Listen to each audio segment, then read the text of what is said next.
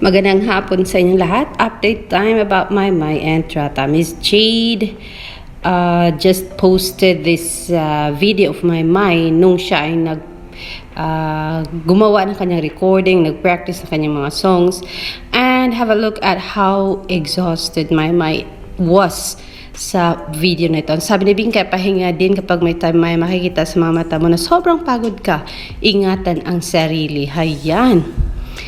Ano po ang sabi ni Bingkay? Para kay Maymay. But then yes, kaya pala pumayat si Maymay noon. Sobrang parang nabugbog yung mata ng dahil nga pala talaga nako, ito na, lumabas na ang video kung gaano ka-workaholic itong si Maymay and Trata. She looks so sleepy, she looks exhausted and so tired. Ang sabi ng Mayward, are you okay, Maydale? Pahinga din pag may pagkakataon. Ingat ka palagi. Na Diyos ko, kasi tingnan mo naman, parang sobrang antok na siya. But then, the determination siguro na matapos yung kanyang pag-iensayo para makapag-record na siya, nandoon habang nakikinig ng siguro ng tamang nota sa mga kanta niya. Kaya medyo inaantok na siya sa kanyang pag-upo sa gilid. Naku, Maymay, talagang bata ka. Pero huwag kang mag-alala, Maymay, kasi alam mo naman kung gaano ka kamahal ng mga supporters mo, ng mga ka-Mayward Flyers mo, ka-Maymay Solids mo.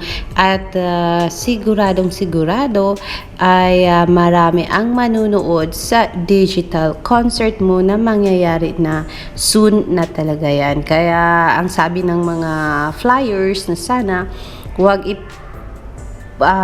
pichi-pichi, huwag yung basta-basta madaliin, at sana magkakaroon ito ng magandang promotion from the management, from Star Magic Philippines and Star Music Philippines, para naman ay makuha ni Maymay yung deserve talaga niya na audience sa darating na konsyerto ni Maymay. Kaya sabi ng mga flyers, makakaantay naman daw sila kung kailan gusto ng management ipapalabas ito, pag gagawin itong digital concert na ito. Basta lang daw bigyan ng tamang promotion at yung the same energy na ibinibigay nila sa iba nilang mga talents sa ABS-CBN.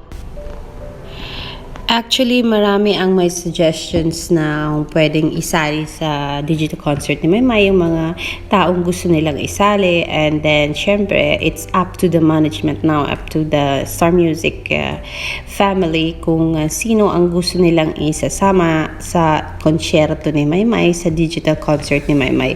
But then, yes, Mayward Flyers are asking if they can have Edward Barber for Maymay's DJ concert. So, antayin natin kung ano ang response ng management hinggil dito. Syempre na namimiss na rin ng mga flyers, Mayward Flyers and supporters, yung Me and You concert at yung grabing konsyerto ni Maymay noon.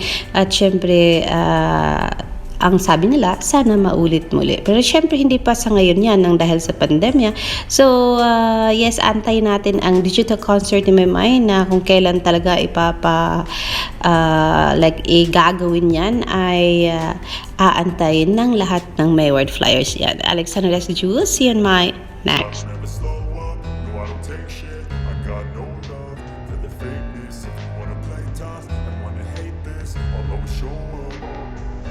I don't ever slow up, no I don't take shit. I got no love for the fakeness. If you wanna play tough and wanna hate this, I'll always show up and make a statement. I don't ever slow up, no I don't take shit. I got no love for the fakeness. If you wanna play tough and wanna hate this, I'll always show up and make a statement. Everything I do so instinctive and so passionate. Every word I move so descriptive like an adjective. I got a vendetta against people who patented being negative when you should be getting after it.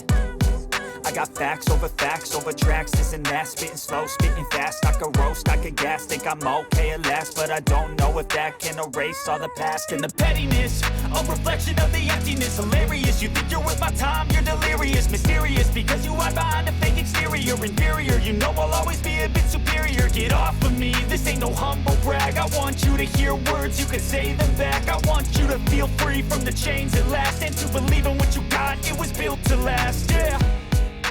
Now that I've been put through hell, I never got anyone's help. I had to do it all myself.